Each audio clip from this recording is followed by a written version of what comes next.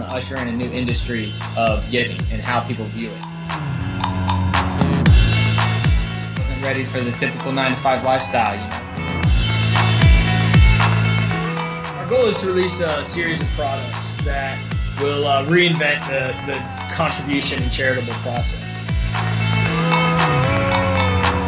Tell us about yourself, guys, your background, where you're from, your schooling, all that fun stuff. Go ahead.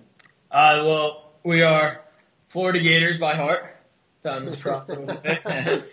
Joey and I met in the entrepreneurship grad school program here at University of Florida. We're actually at a gym on campus right now. Both of us did our undergraduates there. I was an accounting major. Joey was marketing. But we just, became friends in the program. After the program, Joey had the idea for a business, and we've been working on it since.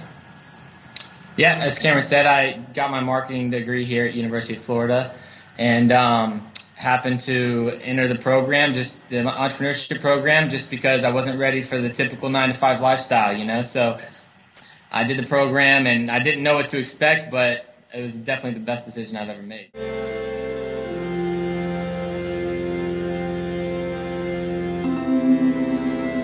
It's a social game structured similar to Farmville. Farmville was a massive success. They were estimated to bring in $500 million in revenue last year. They were recently valued at $5 billion. All this money is going to intangible goods. No good use whatsoever. We saw the opportunity to create an iPhone app where you can build a village within your game, and every intangible good you buy for your village in the game, we're going to donate in real life to a village in need. We actually just got back from a trip to Uganda, Africa, with our third business partner, who we also met in the entrepreneurship program. His name's Biko. He's a native of Uganda, and he's been, doing charitable work in Uganda his entire life. So he quit his job, joined us full time. We have a partner village selected, and through the game, you can form a relationship with the village, pick and choose which items you want to give to who. It betters your village in the game, and it betters the real items in need from that village in Uganda, which is at the lowest of poverty levels.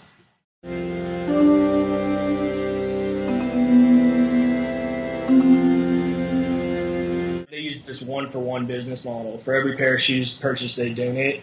We've taken that and we've done a group for one where everyone can give together towards an item through our game. So, for instance, we plan on giving anywhere from food, medical supplies, all the way up to a school.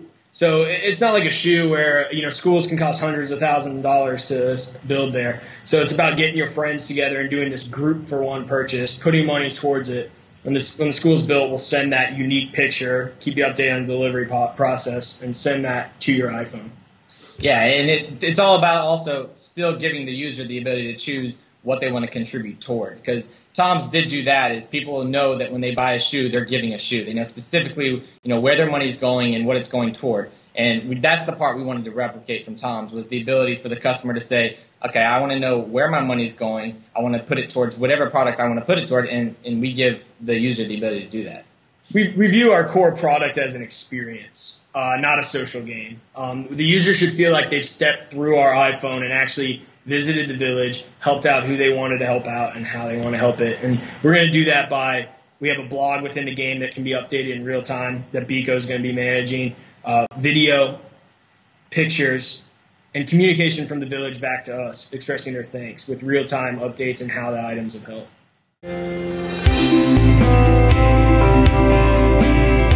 How did you guys come up with the idea to do it as a game like this? The inspiration of different things really got it going. It wasn't necessarily just a spur-of-the-moment idea. Started with the entrepreneurship program. Okay, we want to do something groundbreaking. We want to do something innovative. Then it started with the social entrepreneurship class. We want to do something groundbreaking, innovative, but in a way that gives back to the world.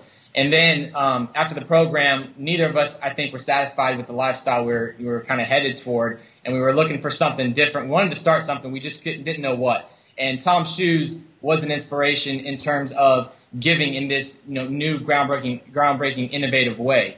And once that direction was solidified, then it was really all about, okay, now how can we do that? And through the looking at the market, a very big opportunity that was arising was people were buying these virtual items, whether it was through an iPhone, downloading an iPhone app, or through the app itself. people were willing to pay money for something that was very intangible. And the idea that I originally came up with was very simple and basic. But when I partnered with Cameron, his vision and his he was inspired right away, and so he brought it into this big forefront of the game that we could really do and incorporate into that style of social gaming.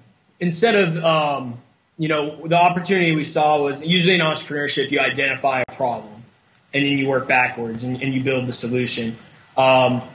We identified this large market, Farmville, and it was just mind-blowing when we saw the figures that Zynga and other companies were making, and we saw the opportunity to put this money towards a good use. So, the combination of Tom's success and Farmville, they had already identified the problem, so we kind of skipped that step and found a way to adapt it and make it a better process.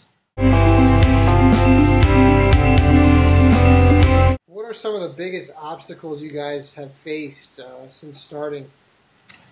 I think the things that I'm not sure what Cameron might say, but for me, the things that I thought were going to be obstacles weren't as much. Getting the funding, developing a proper business plan, all those things that you think, that we learned in our program actually didn't end up being that as difficult as I would have suspected because of the program. It prepared us very well for that.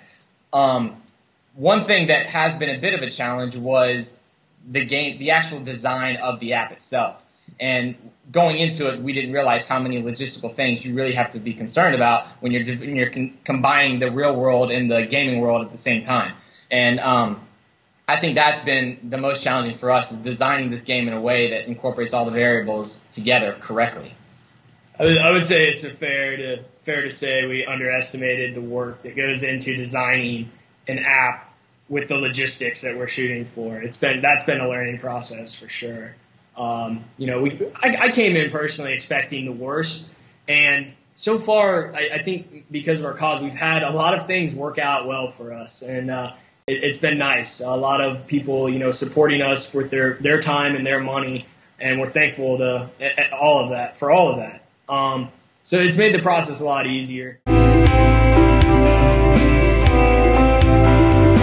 We chose that because we think it gives us an advantage in terms of we don't have to deal with the capital risks that nonprofits do. And we feel, why shouldn't somebody that works for a company like ours be compensated fairly? So we want to make sure we compensate our employees very fairly. We want to have a structure in place in our company that really is long-term and sustainable. And, Tom Shoes has done that. They're for-profit, and I think it's better for the long run. Watching her as it paid. By being a for-profit company, we're able to create fun giving experiences that people are willing to give money towards causes where they wouldn't in the past. And a lot of times this is frowned negatively upon in the press. And that's something we don't understand. We're ready to usher in, as Joey said, this new era of giving, where if someone wants to go to college to be part of a company like ours or Tom's, that should be something they can do and get paid to do. And just by creating these fun experiences, we're able to raise more money towards whatever causes. We don't want to just help villages in Africa. We have plans where you can help a hospital-style game like Cafe World to help cancer patients. We want to expand to as many causes through as many mediums as possible and reinvent the entire giving and charitable contribution process. Yeah, in order for us to be able to inspire our customers to give, we need to be able to, reinvest in ourselves and provide them with the products that they find valuable. Waking up to the sound of hope. Waking. From your experience, not only with the business, but also from what you learned in school, what do you guys take back from, what are the most important characteristics of being an entrepreneur? Focused, passion, driven. You have to like what you have to do. There's going to be days where it's bad. There's days I spend hours upon hours in front of a spreadsheet doing meticulous work, but all I do is think about all the previous jobs I've had in the past that were terrible and what we're working towards and how much I believe in it and how I still have the freedom to set my own hours. And there's just no way you can complain. Last night I'm up at 5:30 working on a spreadsheet for game economy, tweaking numbers, and I've never, I couldn't be any happier. So it's the passion for what you're doing. If you don't have that, I would have gone to bed. I wouldn't be up at that time.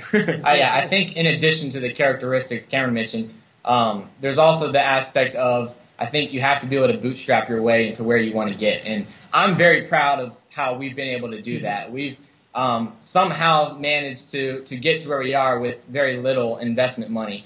And I think it says a lot in terms of, what we've been able to bootstrap, in order to get here. Avoiding some traditional business practices. Yeah. We're going up against these game companies with hundreds of millions of dollars in funding, and we have 3 private investors. Thank you guys. And it's and we're just going straight from college to the lifestyle that an entrepreneur should take during the startup phase is a lot easier than trying to do so later in life when you have a lot more responsibilities.